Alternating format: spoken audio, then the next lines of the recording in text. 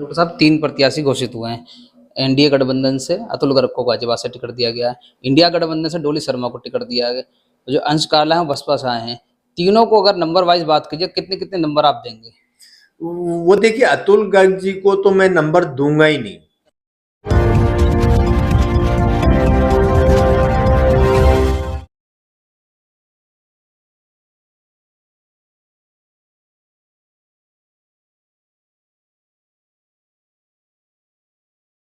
नमस्कार, आदाब, सत श्री अकाल। मैं शोएब सलमानी, मेरे साथ आप देख रहे हैं एनवीटीवी भारत न्यूज। पूरे उत्तर प्रदेश में, पूरे देश में लोकसभा चुनाव का बिगुल बज चुका है। 7 चरणों में चुनाव होने हैं। एनडीए गठबंधन मोदी की गारंटी के साथ 400 पार का नारा दे रही है। उसी बीच बात गाजियाबाद की करें तो गाजियाबाद में रहते हैं डॉक्टर बृजपाल सिंह त्यागी, जिन्होंने चुनावी बम फोड़ दिया है यह कह के कि अब की बार 400 पार के साथ लाचार है व्यवस्था। जानेंगे उनसे कैसे लाचार हैं। अब के 400 पार का नारा जो भाजपा दे रही है उस पर उन्होंने तंज कसा है। वो तंज की वजह क्या है? देखिए, जो ये 400 पार का नारा है, ये हमें ऐसा लगता है कि भाजपा अपनी स्किन सेव करना चाहती है। नारा 400 पार का है, लेकिन सब हमसे जुड़ जाओ, छोटी छोटी पार्टी हमारे साथ आ जाओ, किसी को भारत रत्न बांटा जा रहा है या इस तरह के जो इनके कार्य हैं वो किए जा रहे हैं, लेकिन जमीनी स्तर पर कोई काम नहीं है। आप देखिए, हेल्थ व्यवस्था एकदम लाचार है। इनके पास वैक्सीन तक नहीं है, इनके पास रेबीज का सीरम नहीं है, इनके पास हड्डी जोड़ने के इम्प्लांट नहीं है। और जो यहाँ के जितने भी जनप्रतिनिधि हैं, उनको तो इसलिए मैं निकम्मा बोल रहा हूँ कि यहाँ से 50 करोड़ जो पहले अलॉट हो चुका था फंड, वो खर्चे के बिना वापस जा रहा है। 50 करोड़ का वापस जाना मतलब जो हमारे गाजियाबाद का विकास होना था, हेल्थ सिस्टम अच्छा बनना था, वो सब पे एकदम फुल स्टॉप लग चुका है। अब ये 50 करोड़ अगले साल वापस आएगा या नहीं आएगा, उसकी कोई गारंटी नहीं है। ये 400 की गारंटी जरूर मांग रहे हैं, लेकिन जो गारंटी इनको देनी है जनता को, उसकी कोई गारंटी इनके दिल में नहीं है और ना ये कभी पूरी करेंगे। हेल्थ सिस्टम बिल्कुल एकदम लचर मचर है, एजुकेशन सिस्टम बिल्कुल खत्म है और सफाई के नाम पे तो बिल्कुल जीरो है। इवन पार्क का नाम हमें माननीय मोदी जी के नाम पे रखना पड़ा, तो तब उसकी सफाई हो रही है। ये लोग सिर्फ फूल पे जीतते हैं और अपने घर में एसी में आराम करते हैं। तो साहब, आप देख रहे होंगे लगातार गाजियाबाद विधानसभा चुनाव हो या खास करके लोकसभा चुनाव की हम बात करें तो लोकसभा चुनाव में जो गाजियाबाद के स्थानीय लोग हैं वो ये चाहते थे कि बाहरी कैंडिडेट गाजियाबाद में ना आए, स्थानीय कैंडिडेट को चुनाव लड़ाया जाए, स्थानीय निवासी को ही चुनाव लड़ाया जाए। भारतीय जनता पार्टी ने गाजियाबाद के दिल की आवाज़ सुनी और शहर से विधायक अतुल गर्ग हैं, वो स्थानीय भी हैं, उन्हें टिकट दे दिया। जी, मैं अतुल गर्ग जी से पूछना चाहता हूं आपके माध्यम से कि वो यहाँ एमएलए कितने समय से हैं? हेल्थ मिनिस्टर रहे हैं जब कोविड था, जब ब्लैक फंगस था। हेल्थ मिनिस्टर रहते हुए उन्होंने कितने काम किए हैं? जो 4 अस्पताल यहाँ गाजियाबाद में बनने थे, उनमें से एक अस्पताल की बिल्डिंग इन्होंने डुंडाहेड़े में खड़ी कर दी है, तो बहुत बड़ी बात है। ये कह रहे थे सबको स्वच्छ पानी मिल जाएगा। 120 एरिया ऐसे हैं जहां पर पानी का नामो निशान नहीं है। जितने वादे इन्होंने किए उसमें से एक भी पूरा किया हो अतुल गर्ग जी ने, तो फिर वो इस चुनाव को लड़ने के लिए आते।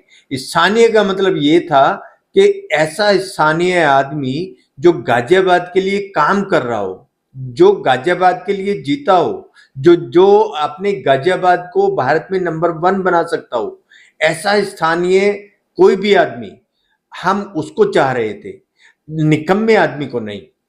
जी, निकम्मे किस तरीके? निकम्मे की थोड़ी परिभाषा समझ दीजिए। निकम्मे की मतलब जो काम ही नहीं करते। ये हिंदी का शब्द है कि जो हम निकम्मे बोल रहे हैं मतलब काम नहीं कर रहे हैं। तो काम तो खूब हो रहा है भाजपा सरकार में। लगातार भारतीय जनता पार्टी साफ तौर पे कह रही है कि पूरे प्रदेश में जो जितनी भी माफिया थे हमने सबको खत्म करने का काम किया है। वो देखिए, जो माफिया को खत्म करने का काम किया है, उसका उसका क्रेडिट उनको नहीं जा सकता। वो क्योंकि जो ये काम हो रहे हैं वो जिस तरीके से हो रही है जनता सब जानती है। जो एक होना चाहिए एंगल, जो एक लॉ एंड ऑर्डर होना चाहिए, क्या उसको यहाँ देखा जा रहा है?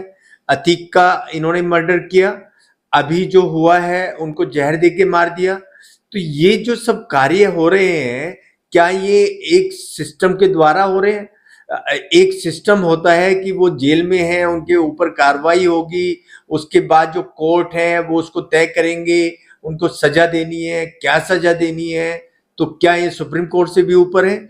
ये सब जो चीजें हैं, ये एक जो डेमोक्रेसी है उसमें कहीं इनका कोई मायने नहीं होता है।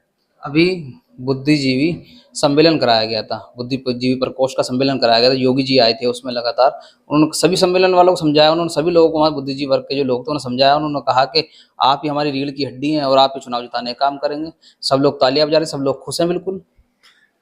खुश होंगे, लेकिन जो हमारा चौथा स्तंभ है, जो हमारे पत्रकार बंधु हैं, आप उनसे पूछिए।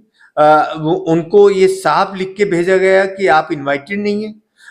अगर चौथे स्तंभ को बाहर खड़ा करेंगे तो खुश किसको करेंगे, और कौन इनकी खुशी का मैसेज आगे पहुंचाएगा? तो मैं तो इस बात को कहता हूं कि ये जो है ये घमंड बोलता है इनका। अगर हमारे चौथे स्तंभ को बाहर खड़ा करेंगे गेट से, तो ये जो मैसेज दे रहे हैं वो आएगा कैसे बाहर तक? डॉक्टर साहब 3 प्रत्याशी घोषित हुए हैं। एनडीए गठबंधन से अतुल गर्ग को गाजियाबाद से टिकट दिया गया है, इंडिया गठबंधन से डोली शर्मा को टिकट दिया गया, तो जो अंश काला है बसपा से आए हैं। तीनों को अगर नंबर वाइज बात कीजिए, कितने कितने नंबर आप देंगे? वो देखिए, अतुल गर्ग जी को तो मैं नंबर दूंगा ही नहीं, क्योंकि कोई काम ही नहीं किया है। और डोली शर्मा जी के बारे में ज्यादा कुछ मैं जानता नहीं हूँ। इतना जानता हूँ कि एक इलेक्शन उन्होंने लड़ा और 1 लाख वोट शायद उनकी आई थी, मैंने उनका विकिपीडिया में पढ़ा है। लेकिन जो ये तीसरे कैंडिडेट हैं बसपा से, इनका तो नाम ही मैं पहली बार सुन रहा हूँ। तो जब नाम ही पहली बार सुना जा रहा है तो नंबर कहाँ से दिया जाएगा?